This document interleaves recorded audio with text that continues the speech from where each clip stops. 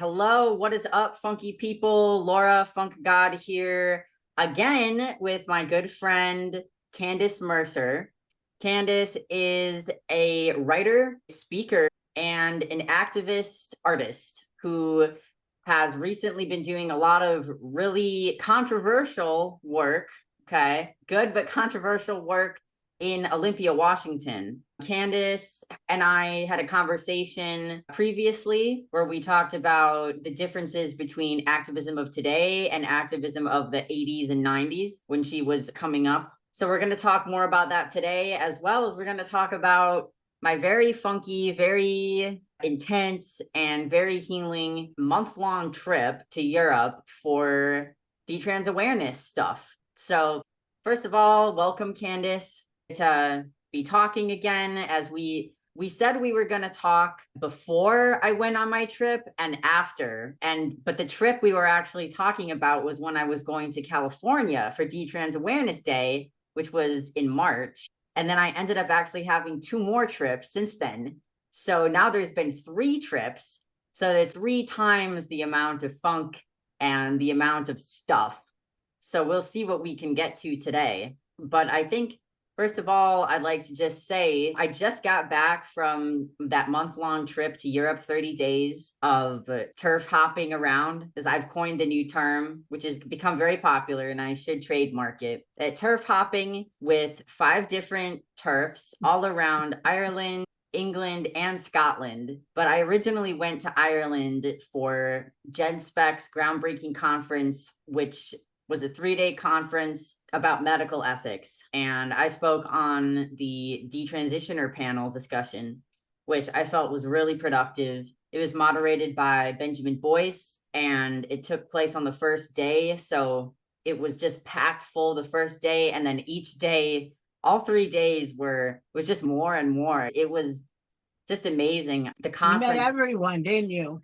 Yes, I met everybody, almost everybody. I met so many amazing people from GenSpec and online friends of mine that I'd known for several years now on Twitter. And I think the feeling was quite mutual with everybody who attended that conference, that it was so incredibly powerful to meet your peers, your kind of people, your tribe, even though the tribe is incredibly spread out across the nation or internationally even. Everyone came together and there was a consensus. Yeah, these are my people. Everyone's super smart, thoughtful, kind, nuanced, and some of them were funny. Most of them were not as funky as certain people, but I must say, I must give a shout out to 2 super fans of mine, Dr. Julia Mason, who commissioned a traditional painting from me, like the one back there. And then I put that same design onto a jacket. And then she bought the jacket and she wore it to the conference on panels. So she was really funky that day. Honestly, her outfit was funkier than mine. And then my other jackets are nice. Oh, yes. The jackets are nice, I have to say. I will say that to counterbalance the jacket, my newer super fan, Sasha Ayad, bought the funky pants and she wore them to the conference, and I was wearing another jacket. So all 3 of us were wearing different designs from the store, and it was just really beautiful to see just something so fun as that. It has nothing to do with gender. It has nothing to do with this heavy controversy or anything. It's just funky people bonding over other things, having other human experiences. And the same was true for every night that after all these intense intellectual lectures about medical ethics and puberty blockers and, healthcare and harm that's being done and lies and politics, we all just drink Guinness. Not all of us drank Guinness. I drank Guinness, but we all drank together and we all ate together. And people that we've never met before, we were able to connect in a real human way. And so I must say that conference will definitely stick out as one of my favorite memories. And I think for a lot of other people, the feeling was mutual. And because it was such a great time, I decided to try and extend my trip to Europe. And there were just so many people from England and Scotland and just non-Americans. And for me, I'd never been to Europe before. So it was like encountering all these different cultures that are not that, they're still Western culture. So I can't say they're like extremely different, but it was a lot for me to just be around all these people with these different accents and lingo and all these things. So I felt comfortable to try and extend my trip. And then I ended up extending it like 3 more weeks than I intended. So obviously I had a good time. I am so excited that you got to do that. Like, it is something that it can never be taken away from you. You did that. You went way outside your comfort zone. You put yourself at the mercy of chaos, of a lot of uncertainty. How will this work out? You met so many new people, like your social game, you had to be on it. And doing professional things like gaining more skills and just getting more comfortable in that environment. It had to have been fabulous to be in the same room with so many other people that just not only are you brought together on the topic, but just like you said, that they're good people, they're thinking, they're kind, they're generous. That always feels good. I think you phrased it really nicely. Just for me, I'm still in the glow or the after effects of all of that. But when it comes down to it, it really is about the hero's journey and being able to overcome. And that's a message that I want to share. Again, I talk so much about the bad funks, so much. The reason that I was there at the conference on that panel and the reason that people know me from online is because of really traumatic things that have happened to me in my past that I'm still dealing with and that I speak about and obsess over, and just really painful and negative stuff. That's why I was there in the first place. But then to be able to have it was invigorating, the intellectual lectures, but it was also draining because it's just powerful to be confronted with all of these scandals that are happening and then to meet new people like detransitioners I'd never met before, and their stories are incredibly sad and it makes me incredibly angry. And so to have all these really painful and traumatic things and we're all uniting over them, but then to be able to still find a really beautiful and uniting human experience each individually. We all had our reasons for being there professionally and personally, but especially for the detransitioners, this is our life story and everyone's talking about it and talking about what could happen to their kids, or they're worried about the schools, but this already has happened to us. We already are grieving and recovering from these things. And so I really think that this was a huge turning point for me because it's proof of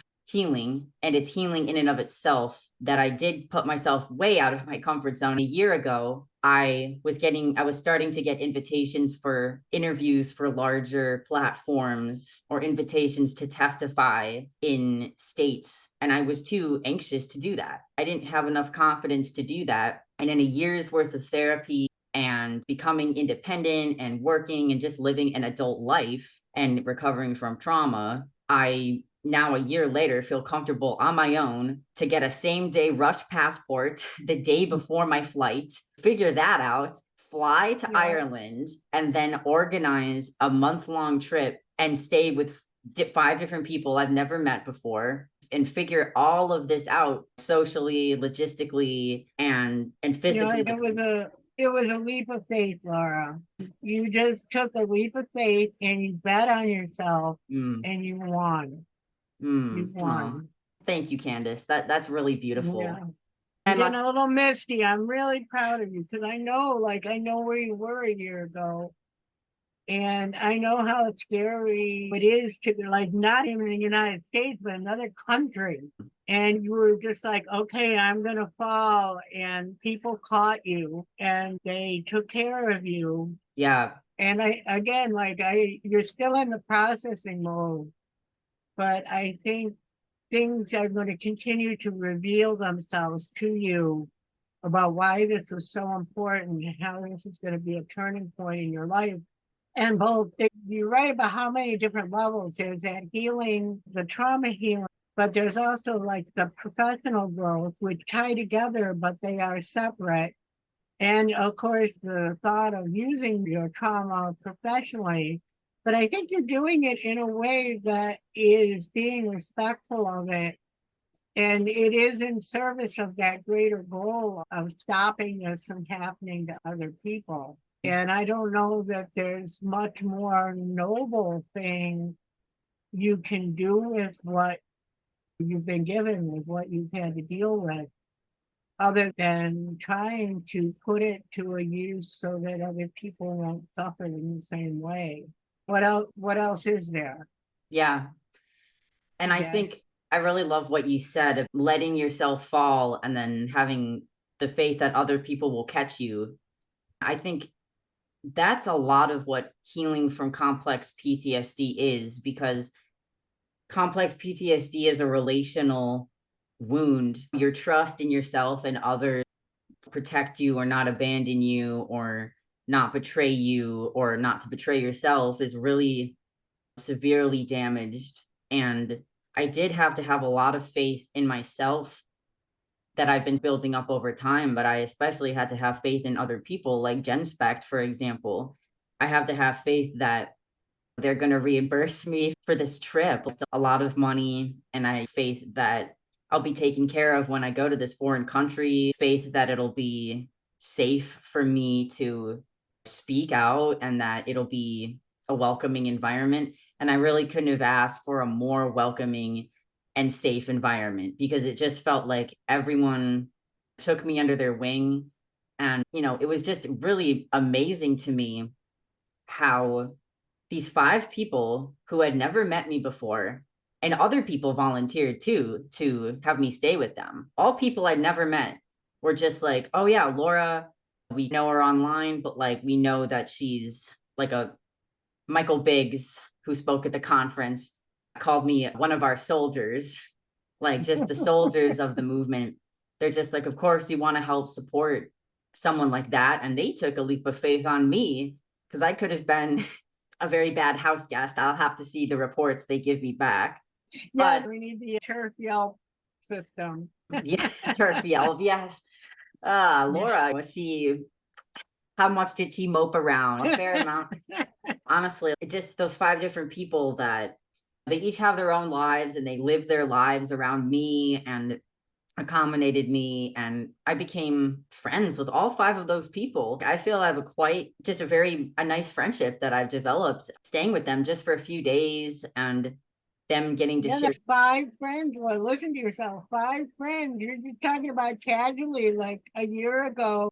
I just want to interrupt and point that out. Like a year ago, you wouldn't have been able to say that so casually. Oh my God. No, you're so right. Like there was a moment when I was walking around in London by myself, and I sat on a park bench and I recorded maybe a 20-minute video, and it was a travel vlog just saying, I'm tearing up right now because I feel safe. I feel like I actually have friends, and I feel like I actually have a community, and that there's so many different people out there who care about me.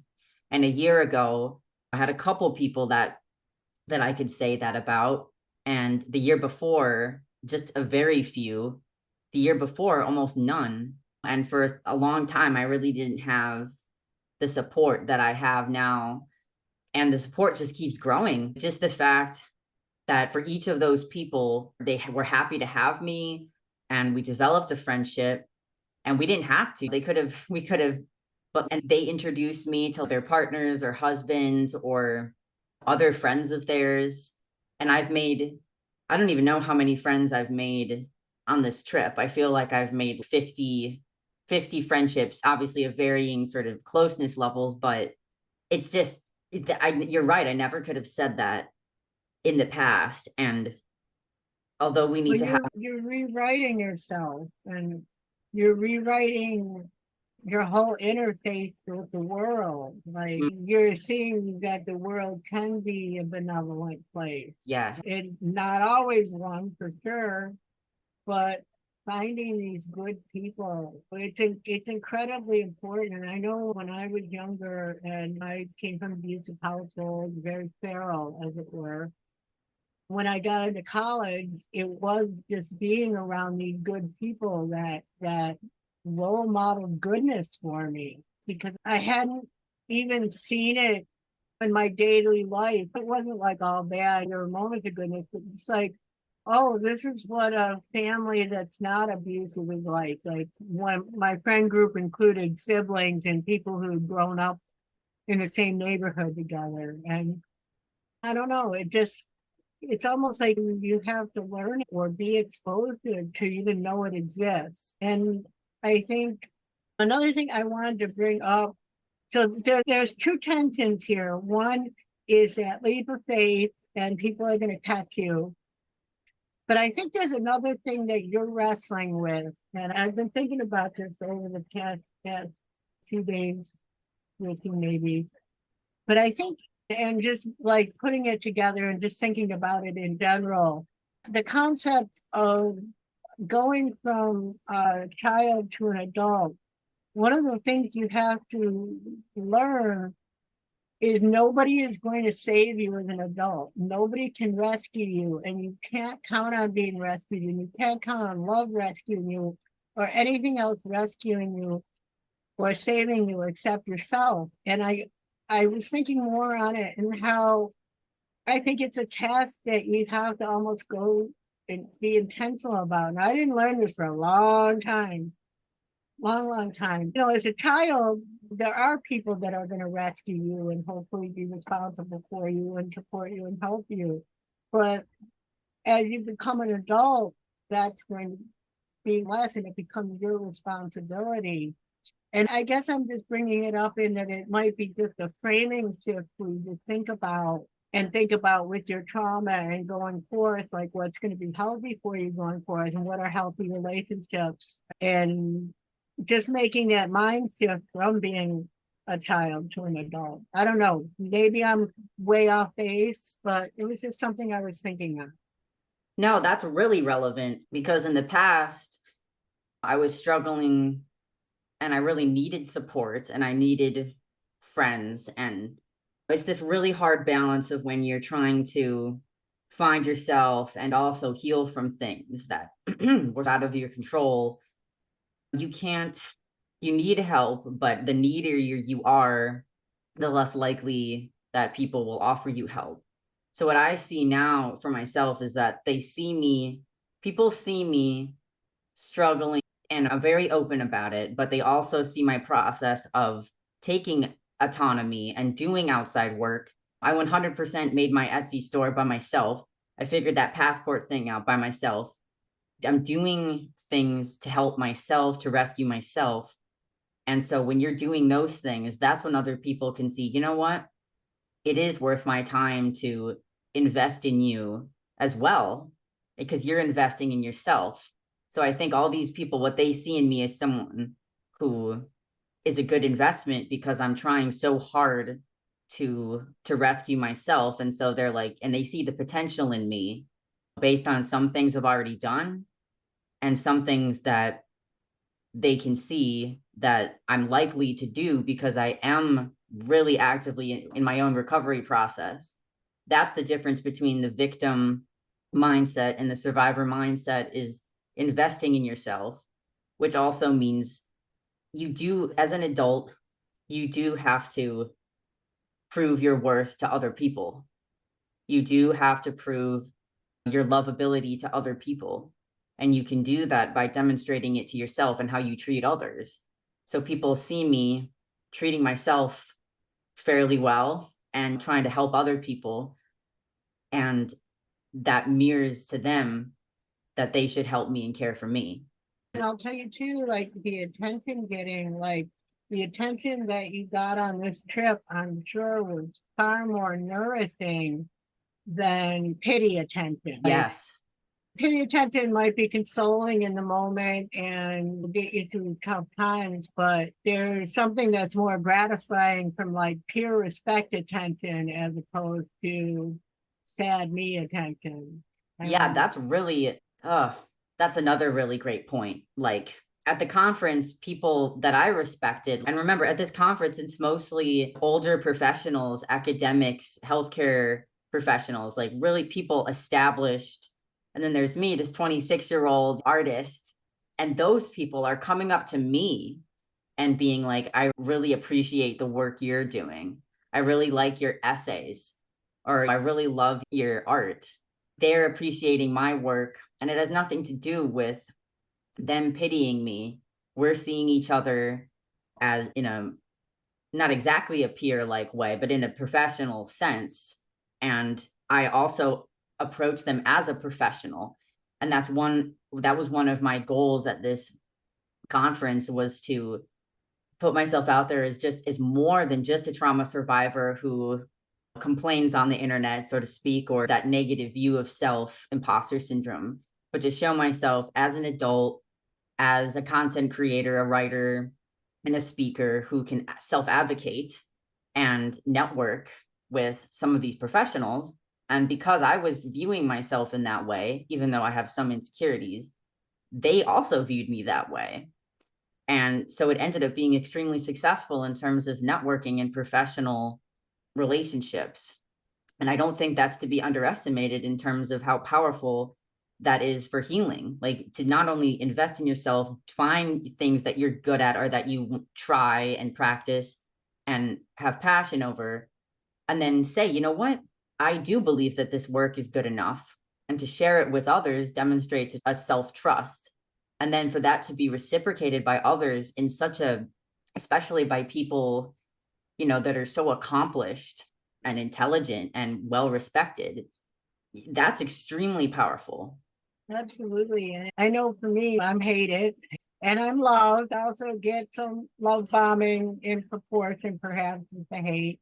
Once you join the trans cult, how you're love bombed and now you're part of the glitter family, and comparing the quote unquote nutrition of that attention with the nutritional content of attention that you get for your work.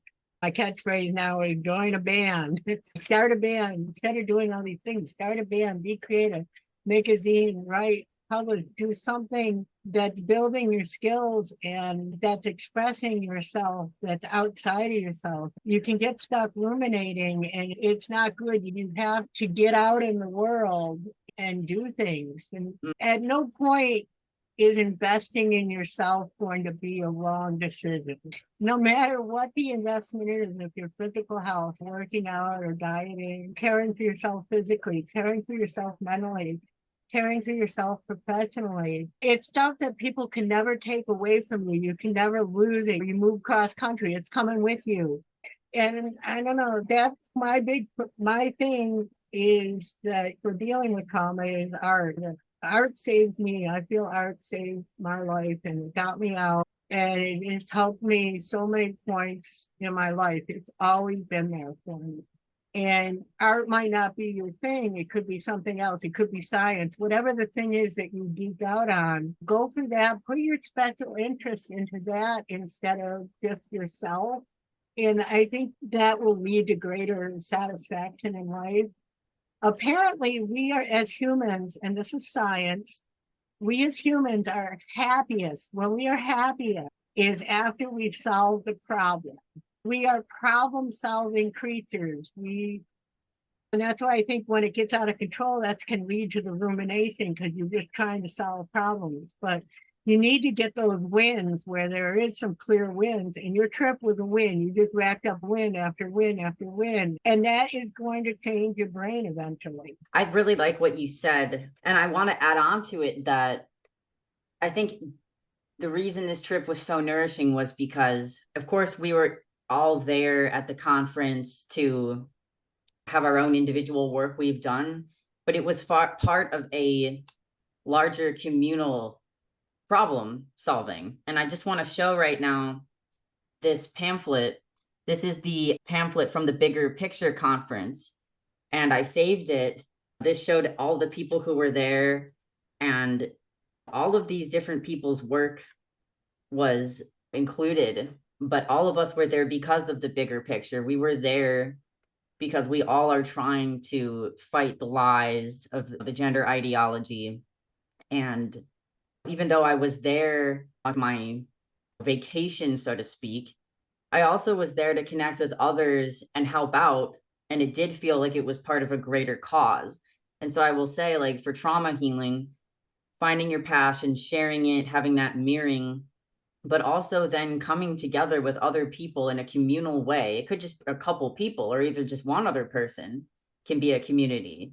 Coming together with others for a shared vision.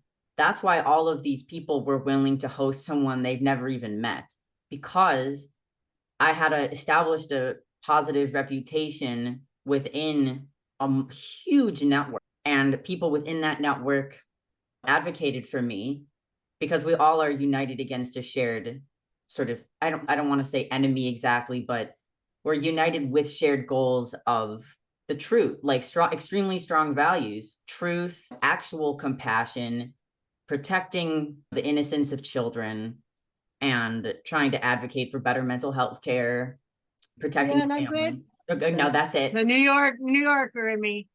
I'm glad you caught yourself on the enemy part, because I really don't think, like, in doing this work and even being with the more extreme of the feminists, I don't see anyone.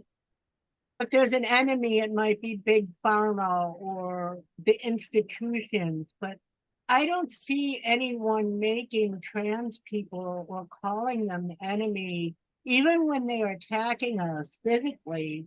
I don't see TERFs hating them or wishing them ill. Or I generally feel that most of the people that we're working with in this circle genuinely want people to be their best selves. I don't know. Did you meet anyone, do you think, that felt less than when they want to punch your teeth out for being a TERF or whatever? And the violence, I'm not saying you have to embrace the person that's saying that, but just in general. I didn't meet anyone who put me off at all with feelings of hatred or negativity. Certainly, you'll get a lot of people with a shared sense of humor, I'll say, about the trans rights activists, or some of the really despicable, like narcissistic men that are being misogynistic or different things, or being predatory. Well, making jokes about it, it's essential, like your psychological well-being. No, yeah, there's a lot of jokes. If you're threatening to punch my teeth in, I think you'd rather have me joke about you than go shoot you. Yeah, and that's the difference. Like, the hateful. So I'll say this: while I was traveling, a Kelly J. Keene hosted Let Women Speak rally in Birmingham, and a young woman who pretended to be a detransitioner but was actually a trans identified female to male came up and spoke. And this person called everybody TERFs and said fuck you, and was just making a mockery of the whole thing.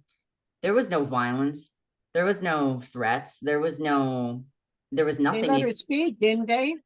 Yeah, they let her speak because they thought, because she was a woman, and she said she was a detransitioner.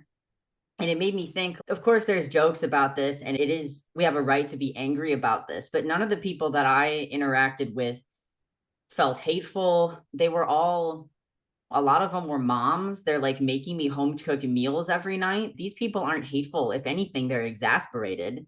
They can be a little bit like frazzled from just all the bullshit, but that's it. Yeah. None of them are committing acts of violence or threats.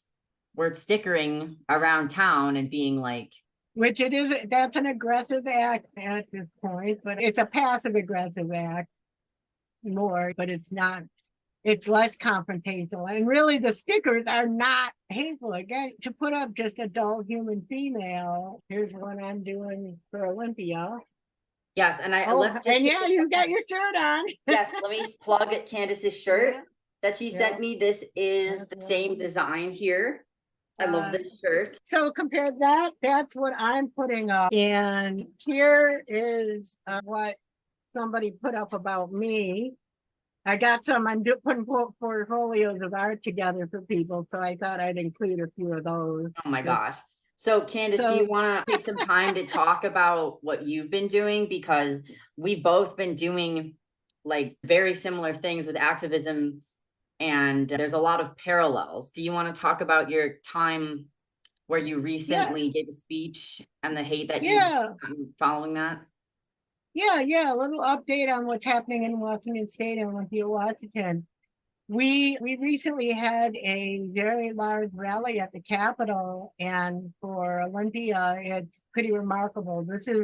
Olympia is like one of the trans motherlands. It's where a lot of people migrate to Olympia. A lot of trans people migrate specifically to Olympia because it is so accepting and such a great place for trans people to live, basically. So to have any sort of action in Olympia around this issue, it's remarkable, honestly.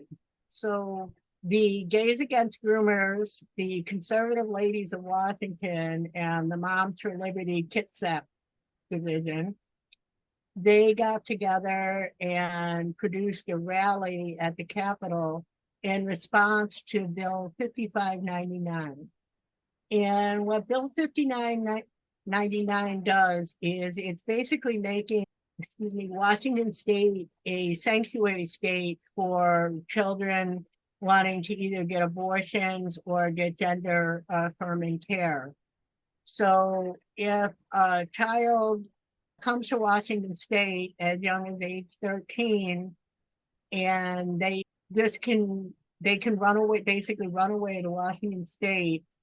And if they engage in any shelter services here and say the reason they ran away was my mom and dad won't affirm me and I want to get gender affirming care, the state will not notify the parents that, hey, we have your child, they're okay, they're alive. The state will withhold that information from parents, and the state, already we had the medical age of consent of 13 here already, but then the state will help facilitate the child getting gender affirming care. And so the three organizations came together, and we had at least a couple hundred people show up on our side, which was really remarkable. The other side had several hundred, probably closer to 400. I think we were numbered at least 2-1. They also had lawmakers, just like a whole, Jonathan Cho, the journalist, got a video of how many Democratic lawmakers went to their side to speak. None of them came over to even listen to what we had to say, which was not hateful. So it was remarkable. It was actually very safe. This is the first event that I've attended where there wasn't violence. Washington State Patrol actually kept us apart. There were a lot of barriers. Jonathan Cho got his camera broken. That's about the worst thing that happened. But we were finally allowed to speak. And I have clips from that on my YouTube channel of the different speakers that day. So it was a big deal for Washington State to get that kind of turnout. And they passed a law. The governor just signed it into law. They passed it despite the comment. The comment was overwhelmingly, I think it was like, I want to say 4,000 against and maybe 600 for, but they passed it anyway. So one of the Washington State sheriffs, her name's Dawn Land, and she's been working on the prison issue. Specifically, that's one of the ones that she's been passionate about, is Washington State houses male prisoners with women prisoners. She is starting a petition to get a referendum on the ballot this November to overturn it. So she's going to be distributing petitions. I'm not sure exactly how many signatures they need to get before July to get it on the ballot. So that's pretty exciting. And so, yeah, I think that's why I think that's one of the reasons this happened, was speaking at that. I think this is our actual high schoolers. I got the high schoolers on my ass because I've been covering the Olympia school board. I just broke a story which is really tragic. It was a teacher. He was at the middle school, and then he was started grooming a student who was in middle school. And when the student went to high school, the teacher followed him and got a job at the high school. He was the media production teacher, and he had an extremely inappropriate relationship with the student. There was some sexual abuse. But what really stood out to me in writing about it, reading the police reports and writing about it, was how emotionally abusive this guy was. He was 33 years old, and he basically he called the victim his boyfriend, and he cut his wrist to try to pressure the boy to have sex with him. He controlled the boy's internet use, just very, very controlling. And it's just, wow, it's hard to, what was shocking is the teacher had gotten so many other complaints that the district started an independent investigation into him. But that independent investigation didn't discover the sexual abuse, even though a lot of the kids were interviewed about it. It only came, the only reason it came to light is the victim confided in a coworker, a 20-year-old coworker. The coworker didn't know what to do and confided in a friend of her parents, and that adult called OPD about it, and the police initiated the investigation. So that's the only reason that this even came to light. And it's shocking, and why I think it ties together. The topic of grooming comes up, and there's a lot of, oh, the conservatives are just making too much ado about grooming and blah, blah, blah. But in March, the school did an equity survey, and it sent out a survey to the students. It was fourth grade and up that could take the survey. And one of the questions on the survey was, do you feel comfortable talking about your sexuality or gender with your teacher or staff?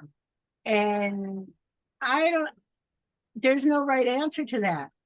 If the kid answers no, then the school's going to be like, oh, we've got to make it more comfortable for students to talk to their teachers about sex.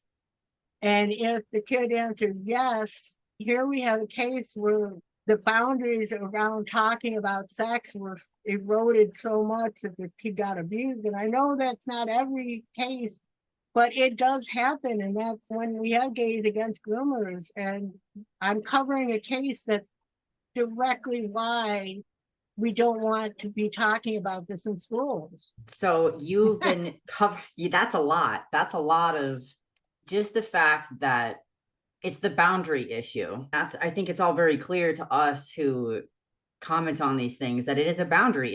It's an extreme boundary issue to try to initiate that law to state that if a distressed youth, it doesn't matter what they're distressed about, that if they're distressed about whatever it is, they're distressed and they're fleeing, they're running away from home as a minor to another state, and that state is not legally obligated to inform the parent, that is just a complete boundary violation of parental rights and also just safety for the child themselves.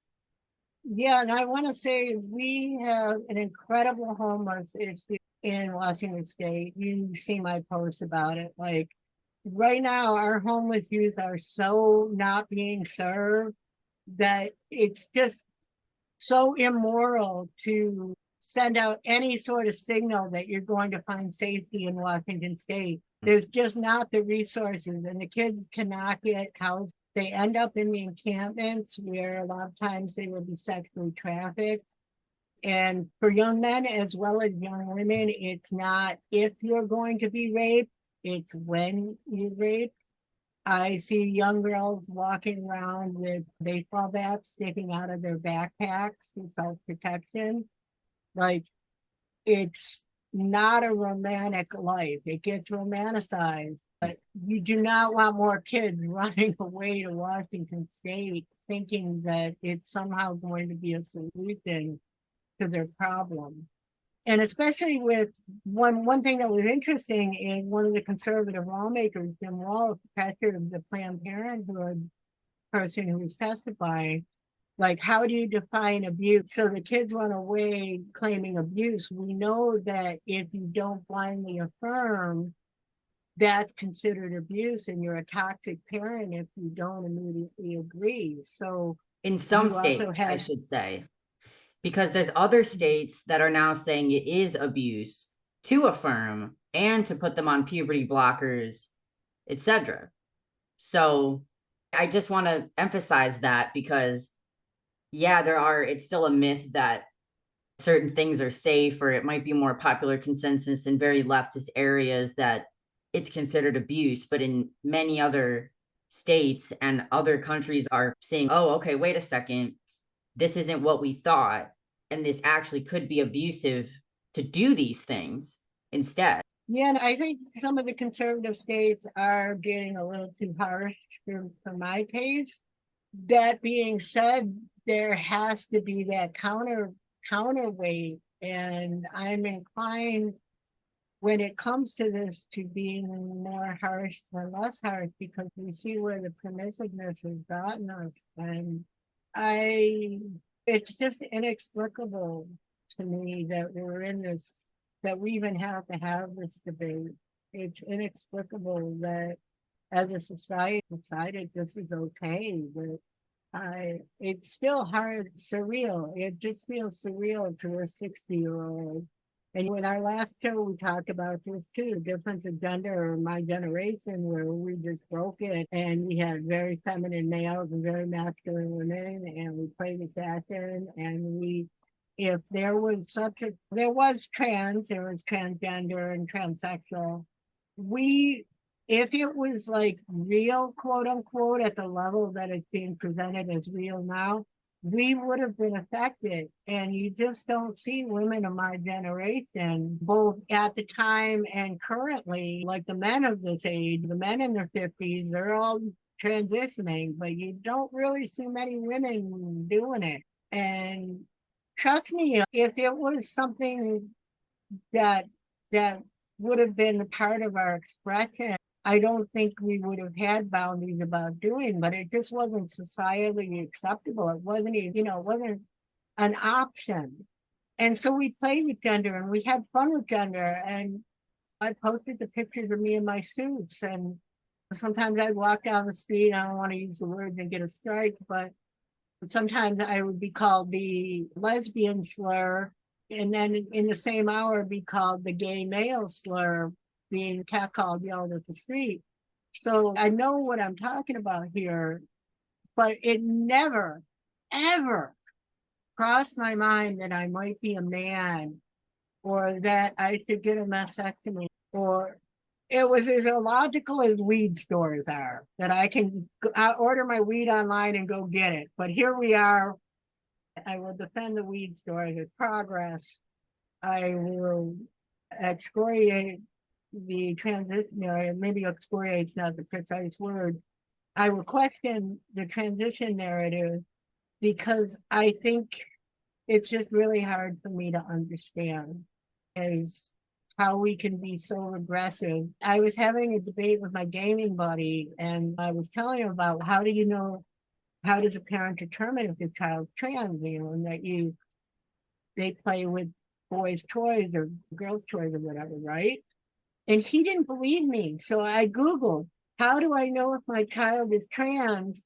And found the articles. And I showed him the articles, and he still just didn't want to believe it. He didn't want to believe that these surgeries were being done because the kid was playing with dolls. Yeah, I was thinking like the reason that weed is now legal and the reason that these surgeries are being pushed are both because of the same reason, because they're both profitable. Except one, the marijuana, actually does have some medicinal effects. It does have its pros and cons, but ultimately adults can utilize it safely, versus the surgeries for minors are not safe. They are experimental, and they're still being pushed because of the profit. despite that there are whistleblowers coming out internationally. And I met kids aren't even allowed in the weed store, Laura. You right, can't so even bring a kids, baby in the weed store with you. okay, so the kids aren't allowed in the weed store, Not allowed in the weed store. but if they're 11, and Project Veritas just exposed several clinics in the United States that are advocating for puberty blockers, and which puberty blockers, they not only suppress natural puberty and brain development, but they also pretty much force the kid on a surgical path in a couple years. So they're pushing this on kids as young as 9, 10, 11 years old. And yet those kids aren't allowed in a weed store or to smoke cigarettes. And these are the moms doing this too. These are the moms. It's upside down clown world, because when I was pregnant in 1998, like if you took a Tylenol, you were like a bad mom. Like you wouldn't put anything in your body. And then like you weren't supposed to use plastic bottles. Don't buy glass bottles to feed your baby out of a glass bottle.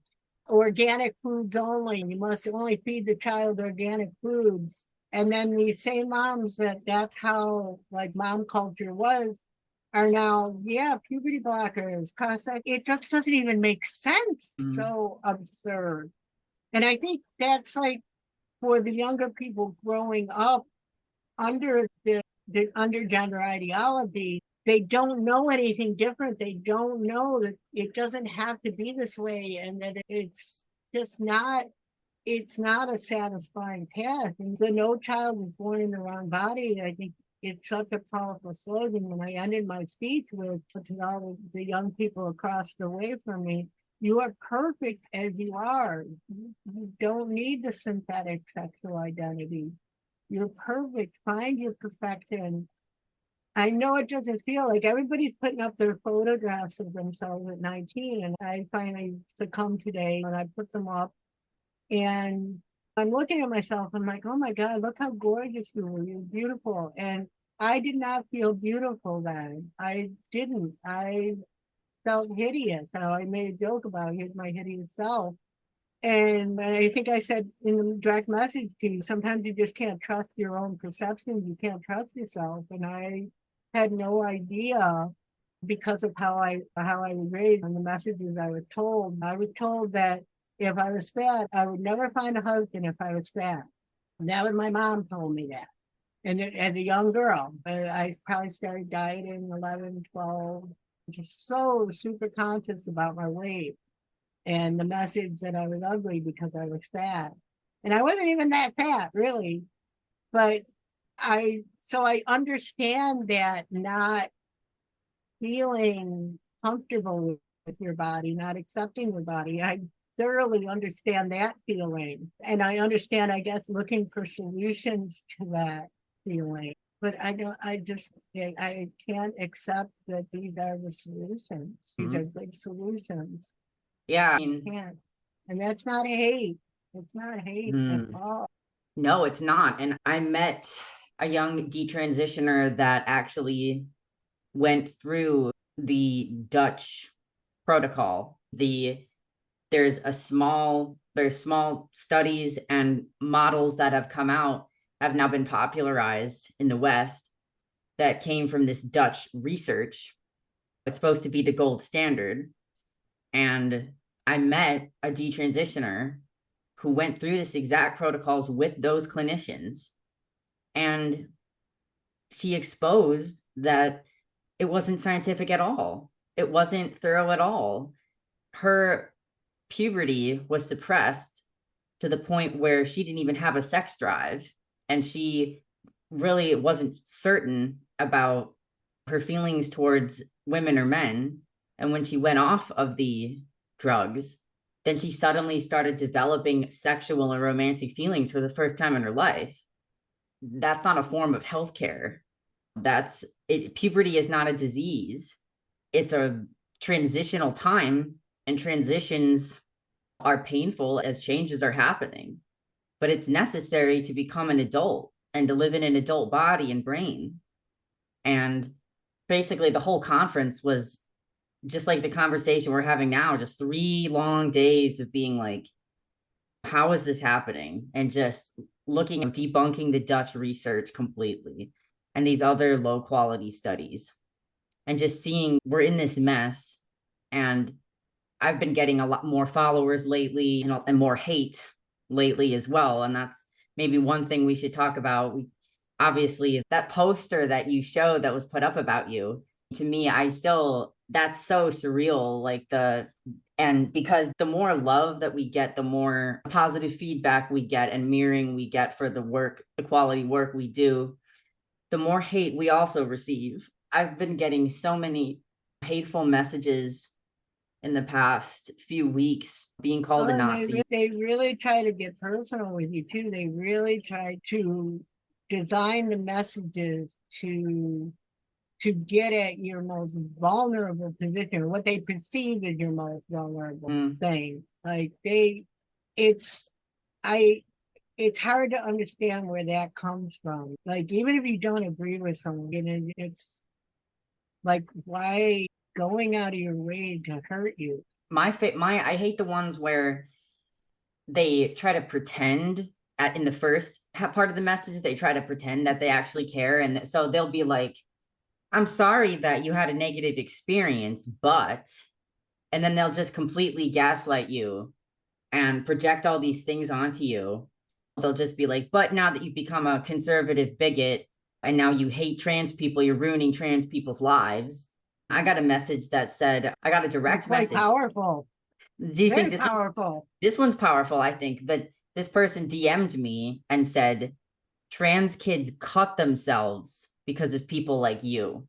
And as a child that self-harmed and cut herself and was suicidal and depressed on the internet, that obviously it hits close to home for me. And as a trans identified teen and young person, feeling like the world hated me, or people were basically lying. People were lying, like other leftists online were lying to us that conservatives wanted to kill us and we were going to be harassed and beaten up in the streets if Trump was elected. And I believed all those things. So I've been there. I've actually been in that fictional trans kid's position.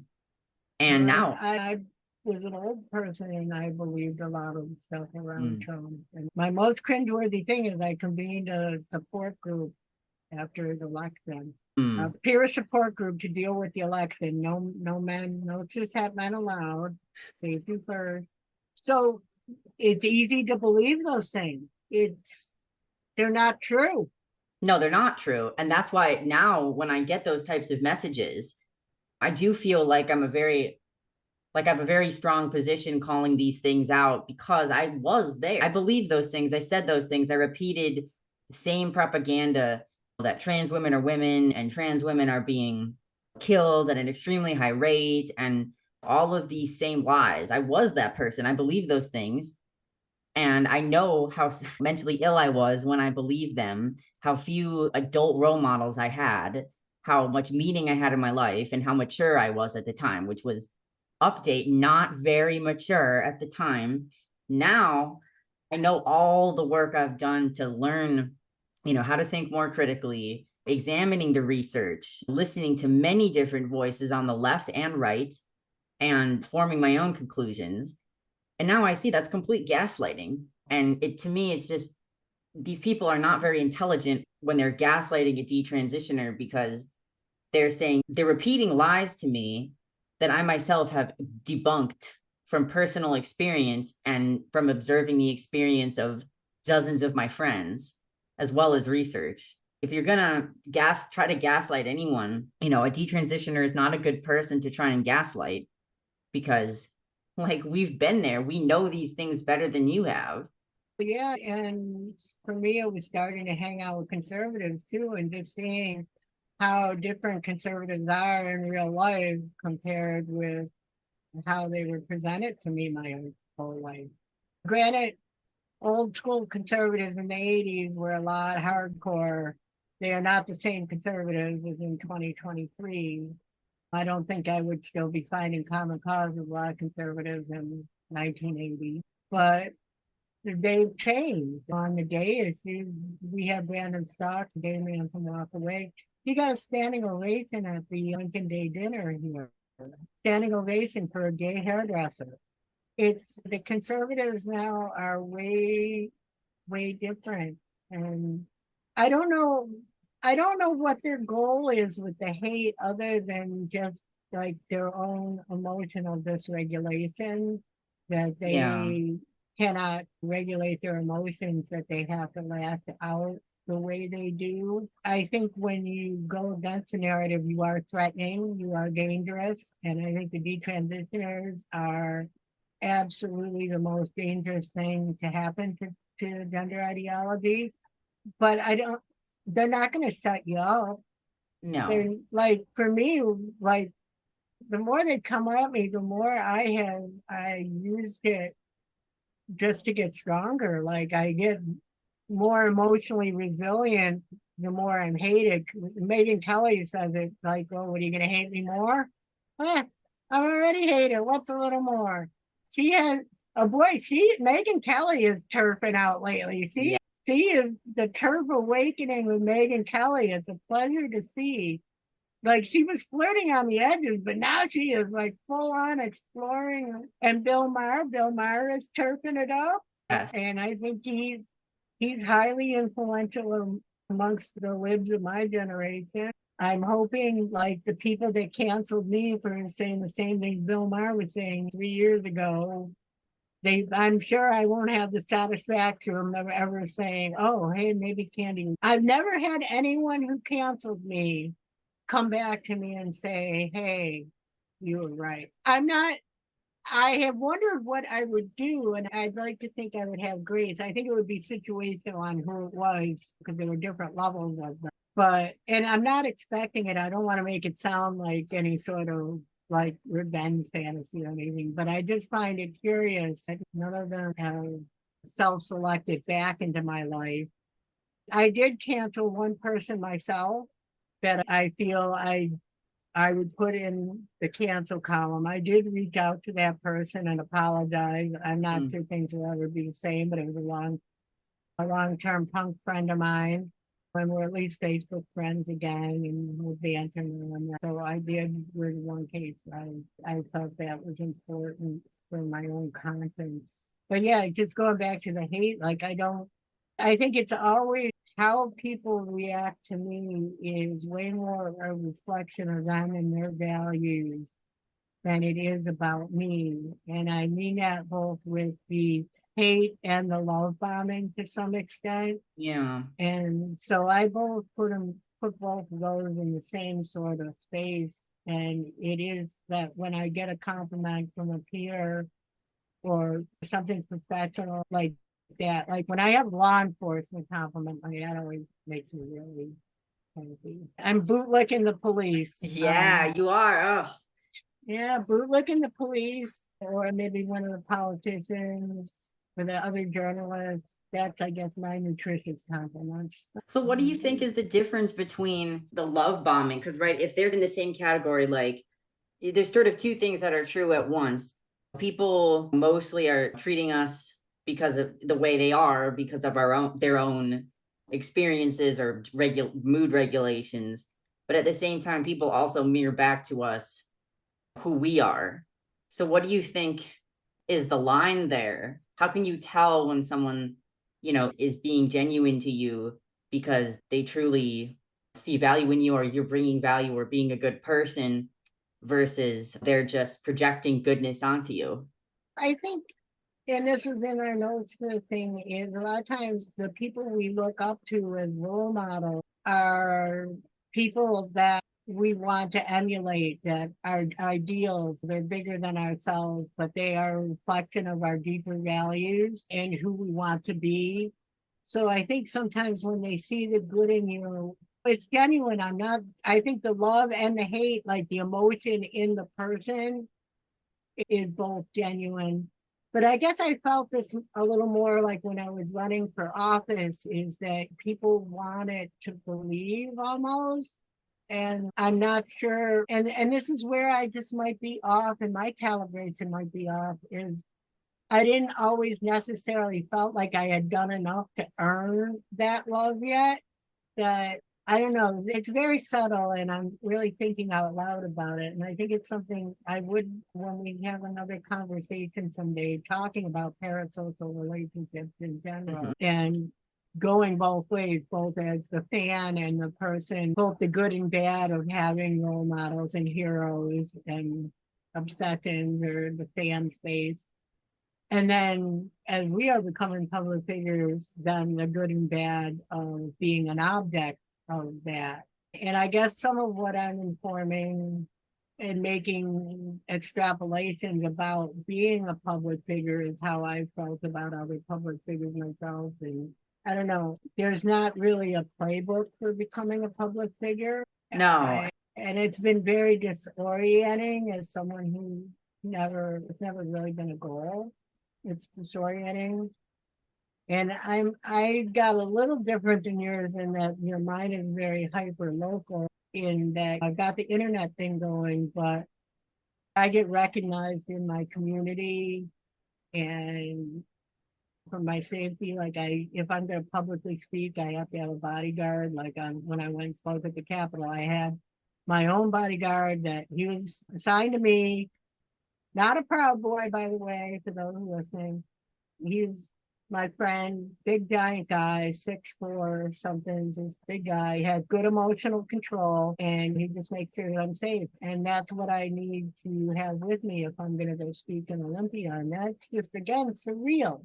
It's surreal that you need a bodyguard to speak in Olympia, Washington in 2022. It's ridiculous. Yeah, we need to have a whole episode or conversation just about those parasocial relationships. But I think I still don't have the answer either to the difference, but just thinking out loud in the moment, I feel like maybe the difference between sort of the love bombing and the things we hear that maybe are projections versus the things that really have sustenance are that the things that are more of the love bombing are more abstract ideals versus the things that are more real, that are more interpersonal, and that we connect to more are things that are actually tangible. For example, someone love bombing me might say, "Thank you so much. You're saving kids. You're such a wonderful person." I'm not saying that's not genuine. Am I really saving kids? Why am I a wonderful person? Like, it's very vague and abstract. Versus when someone gives me a compliment, "Laura, I read this essay you wrote, and it really moved me. And I think you're a really good writer." So that feels more real because they're connecting with me, not just over some ideal of me that's abstract, but it's a tangible piece of evidence of something that I value, that we have a shared value over. Like, people being like, detransitioners are, I guess it's one thing to say detransitioners are saving all these people and they're blowing the lid off all this stuff. Maybe that has some truth, but if that's a little more like a savior complex type thing that they're building up, versus if they say detransitioners are working really hard to testify at court cases and they're doing a really good job exposing these things through their testimonies. Like, that's a real fact. That's something we can share, that experience, and we can see a reflection of that in reality. And those are the compliments that I prefer. Yeah, and I think you bring up a good point. The ones that I think we both prefer are the ones where we actually feel really seen. Yeah. Like that they actually have seen us. And maybe the difference is between the other love bombing and the hate is with those comments where they think they know you, and they think they know you so well. They understand your motivation, good or bad. And they talk about you with such authority, and they're just so wrong. And even when it's nice stuff, they can be wrong, just barely wrong. I find the love stuff, this could be the bias, is generally a little more accurate than the hate, but that's only because the hate stuff with me is just so absurd that I'm a white supremacist and queen of the Proud Boys and just all these things that I just clearly are just laughable. I had to explain to my gaming buddy this week, we had some time to talk outside of gaming about exactly why I have this reputation for being a white supremacist. Like, it's hard for him to wrap his head around. Now I've known him for a year now, and he sees who I am, and like he just doesn't understand it. Like, he's not part of the activist world or whatever, and he's not. How can they be so mistaken about you? He was sincerely asking, so I told him, let's hold my organic kombucha. It started with I shook the wrong hand. And I shook the hand of a Proud Boy at a freedom rally at the Capitol. I didn't know it was a Proud Boy, but apparently it was a Proud Boy. I gave him a flyer because I was running for office. So now I associate with Proud Boys. And then I had the whole rally where the Proud Boy got shot and all that, where the Proud Boys came in to white knight me without me asking. Never mind, I called the police on the Proud Boys. Never mind that. I am now controlling the Proud Boys and directing the Proud Boys. And it's now a well-known fact in Olympia that I am a white supremacist, Candace Mercer. That's my Reddit nickname. They talk about me on, even when there's something that doesn't even have to do with me, I will be brought into it. And the level of the hate is so irrational, and it's scary how passionate they can be. And I try to be safe and everything, but it's also just wow, they're so stupid. They're just that part of me, like, you're so stupid that you believe this, that you buy into this. Like, just I know. thank you, next door Harpy. Give a shout out to the next door Harpies if they're watching. Oh my I gosh. doubt it. I might be flattering myself there. I am sure I'm flattering myself there, but you never know. There's probably one or two. There's one or Yeah. two. It's creepy. It's creepy having people like pay attention to you in that way, like that. Right, you know, I talked about I got the teenagers on me now, but I've got the teenagers like monitoring my social media accounts, like, and that's a new one because I'm gonna be kinder with their children, so I'm not gonna expose them in the same way I have my adult antagonists. But it's funny, It's they hard. consider themselves to be punk rockers. They're punk rockers, and they put out a little zine, and I think I've been mentioned in 2 out of 4 of their zines. Oh my gosh. They made a poster about the rally that was there, and I got a name check in the rally, like that I might be there, and be careful around me. I just, Oh my God. That's so hard when they're kids. Because I got a message from someone, an anonymous message, and to me, it came off maybe that the person was 12. So I said the 12-year-olds are in my DMs. And then the person like made another account and commented and said, actually, I'm 11, and then started getting in. I'm just like, okay, so we have like minors reading these things. First of all, this is all very inappropriate. yeah, and I feel the best thing is just like completely hands off because I don't want to get accused of being inappropriate. I'm never going to say that my content is for children. I just block and move on, but it does complicate things. Like, you don't know who's hate following you. And at the end of the day, though, am I posting for my haters or am I posting for me? And if people hate it or love it, that. Oh, and it doesn't matter. And it's funny, they'll come at you. I call them emotional IEDs in a way. It's never the thing that you expect too, like that blow up. Like, they'll pick on the smallest, most stupidest things, like the offense archaeology. And that's why I won't apologize for my work or my positions I take. If I have directly harmed someone in my life, obviously I'm going to apologize, etc. But I'm not going to sell myself out. And if I put it out there, I'm going to own it. And I had just made a vow to wrap things up, because we're hitting the 90 minutes. I think we've gone over it. To wrap things up, I made a vow when doing this work that I just always want to maintain having my humanity. And I'm never going to have conduct, say things, or act in a way that I'm going to regret at some point.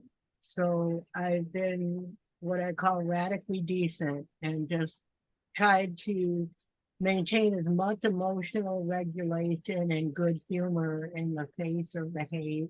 I set boundaries about it, and I'll punch back a little bit or whatever, but I'm never mean, or I've gotten to the point where I'm almost numb to it as well. Like that it does just, or make fun of it. I'm gonna put these in my portfolios I'm sending out. I'm putting them in with my bonus, a copy of my bonus speech, which is my autogynephilia speech I gave in 4 times. So I'm putting a couple little extras in my art folios for a couple spicy extras. Yeah, no, because it's just so ridiculous, but I guess it's just human nature. Everyone needs a scapegoat until you're humbled enough to realize that it's so too complicated to have just a single enemy or a scapegoat or whatever it is. And then you just and then that stuff eventually just rolls off you. You'll still call it out as bullshit, but it rolls off you because it's like, these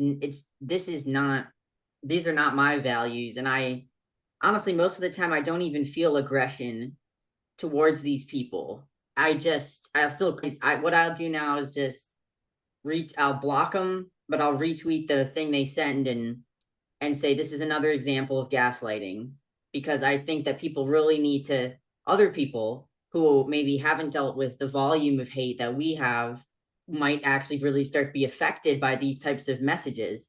So I'm trying to model to other people, like, this is what gaslighting looks like.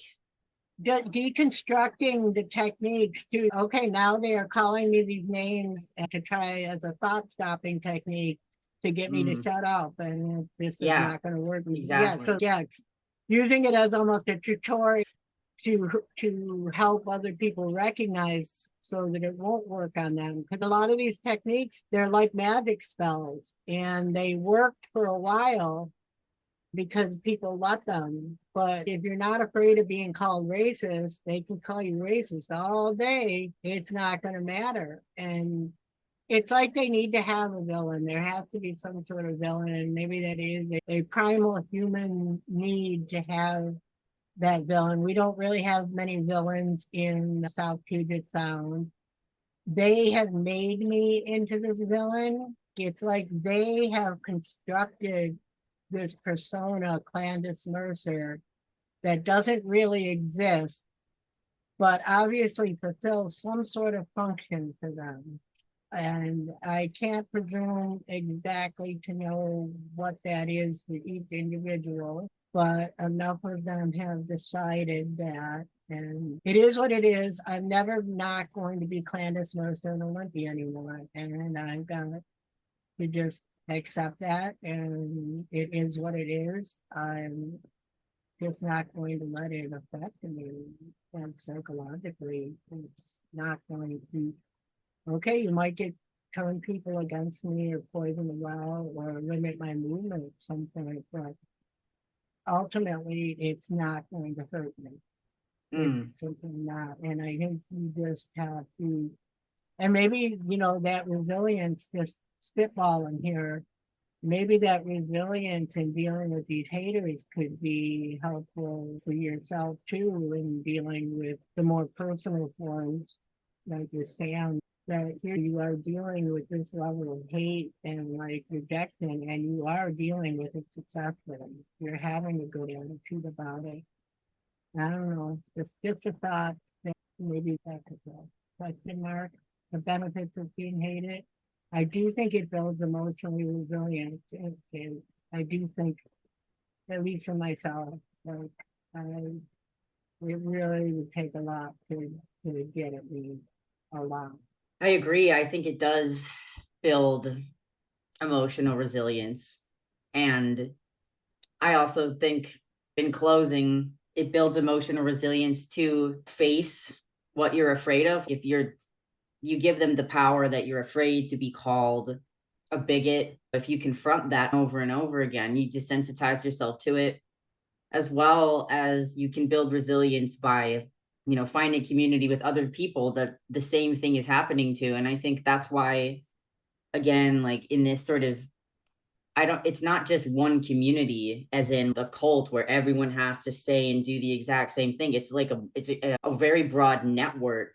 And within that network, there are smaller communities locally or certain groups, and there's overlaps between all these people. None of them are uniform, but all of us are united because we're calling out this bullshit, and because the people who need a scapegoat or a villain scapegoat all of us the same. Like, we all get called Nazis and bigots and homophobes and all these crazy things.